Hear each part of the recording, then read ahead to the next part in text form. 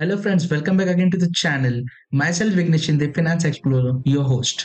So आज की video में हम देखेंगे बेसिकली तीन टाइप के म्यूचुअल फंड जो आपके पोर्टफोलियो में होने ही चाहिए सो दैट आपका पोर्टफोलियो एक एवरेज मोस्ट ऑफ नॉट 12, 13, 14, 15% से ग्रो होता रहे। तो वो कौन से म्यूचुअल फंड्स है और कौन से टाइप के होने चाहिए मैं अभी आपको इस वीडियो में बताऊंगा।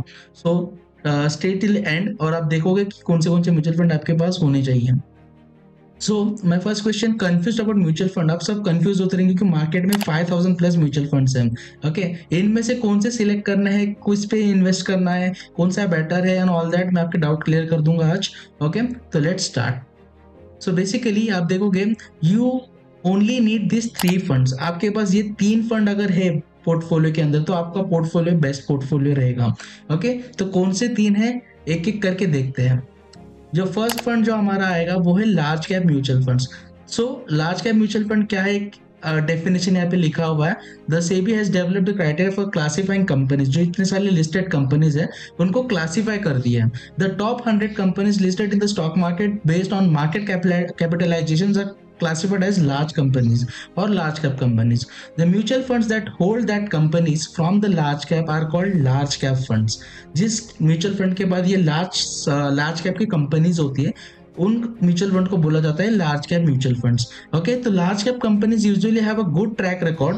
द मार्केट वैल्यू, इनका जो मार्केट वैल्यू होता है बेसिकली वो 20,000 करोड़ से अबव होना चाहिए। सो दैट इनको और एक नाम से बोला जाता है जिनका नाम है ब्लू चिप स्टॉक्स। ओके, ये स्टॉक वो स्टॉक है जिनका मार्केट कैपिटलाइजेशन 20,000 से अबव है। इनमें से कुछ लिस्टेड फंड्स है जो आपको मैं दिखाऊंगा अभी, तो एक देख लेते हैं उनका कौन से हैं। सो आईसीआईसी का है, एसबीआई ब्लू चिप फंड है, मीरा एसेट का है, एचडीएफसी है। तो बेसिकली ये बहुत सारे आपको लार्ज कैप में फंड्स दिखेंगे यहाँ पे। अब इनमें से कौन सा भी आपका जो फेवरेट आपके पास लगता है, आपने जिसको एनालिसिस किया है, आप उसके अंदर इसको इन्वेस्ट कर सकते हो। बेसिकली आपको इनका कंपनी देखनी कौन सी है, then always invest in growth plan. Okay, growth plan अच्छा रहता है फॉर कंपाउंडिंग। देन एयूएम क्या है, इसका एयूएम मतलब कितना amount of money company manage करती है। देन सीएजीआर ऑफ 3 साल का सीएजीआर कितना है, 18%, 14, 13%। According to your analysis you can do the things and invest the money. Second is expense ratio tracking वगैरह, ये चीज़ों के बारे में डेफिनेटली एक मैं वीडियो लेके आने वाला हूँ। तो अगर आप मेरे चैनल से कनेक्टेड हो तो वेल गुड, अगर आप मेरे चैनल पर नए हो तो चैनल को जरूर सब्सक्राइब कर देना। ओके, सो बेसिकली मैंने आपको अभी बताया कि लार्ज कैप फंड में कौन से स्टॉक्स होते हैं, अभी आपने देख लिया। Next let's come to the mid cap company. So mid cap company क्या है, बेसिकली ये वो स्टॉक्स है जिनका रैंकिंग 101 से लेके 250 तक चलता है। मतलब ये लार्ज कैप के बाद के जो कंपनीज आते हैं उनको ये लिस्ट आउट करता है। ओके, तो इनका मार्केट कैप जो होता है वो 5,000 टू 20,000 के बीच में होता है। तो यहाँ पे ऑब्वियसली थोड़ा रिस्क बढ़ गया as compare to large cap company, because large cap company usually बहुत अच्छे परफॉर्म करती है और निफ्टी 50 जो है अपना उसको उनको ही ट्रैक करता है। Mid cap companies also have a good track record but the difference is noticeable compare to large cap companies. Okay, so mid cap companies are involve in more risk than large cap, तो इस बात का ध्यान रखना। तो ये थोड़े risky होते हैं as compare to large cap. इनका भी लिस्टिंग थोड़ा देख लेते हैं। बेसिकली इनमें लिस्टेड है Motilal Oswal mid cap, HDFC mid cap opportunity, then we have Mahindra, Nippon, Invesco. आपको जो भी कंपनी सूटेबल लगती है, अच्छी लगती है, आप उसके साथ जा सकते हो। इस कंपनीज के अंदर आप इन्वेस्ट करके ये जो थोड़े हाई रिस्की स्टॉक्स है उसमें इन्वेस्ट कर सकते हो। ऑब्वियसली यहाँ पे थोड़ा आपका जो रिटर्न्स बनेगा वो थोड़ा ज़्यादा बनेगा as compare to large cap. आप यहाँ पे सीएजीआर भी देख सकते हो, मोस्टली 15-20%, और इसको नेगोशिएट कर देना बिकॉज 36% इज लाइक नथिंग हो गया। 15% के अबाव 16 तक आपको ये मिड कैप में ऑब्वियसली मिल जाएगा रिटर्न। ओके, इसका एक्सपेंस रेशियो आप ट्रैक कर सकते हो।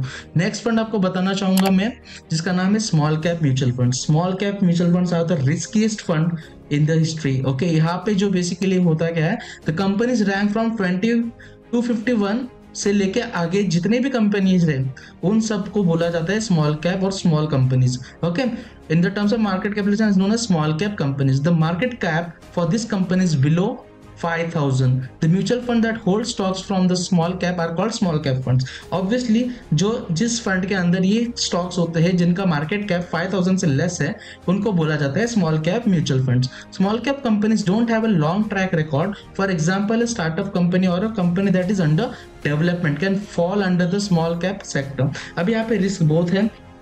समझो 10-100 कंपनी लिस्टेड है, उनमें से सपोज अगर 10 गिर भी गई और 10 बैंक करप्ट हो गई तो 90 चलेंगे. तो यहाँ पे रिस्क फैक्टर ज्यादा है, इसीलिए इनको बोला जाता है थोड़ा riskiest fund in the market. Okay, तो यहाँ पे ऑब्वियसली ग्रोथ ज्यादा होगा. अगर आपका इन्वेस्टमेंट फॉर लॉन्ग टर्म है, मोर देन 15 ईयर्स और 20 ईयर्स, तब भी स्मॉल कैप के अंदर आप इन्वेस्ट करना, और else will go with the large cap and mid cap only.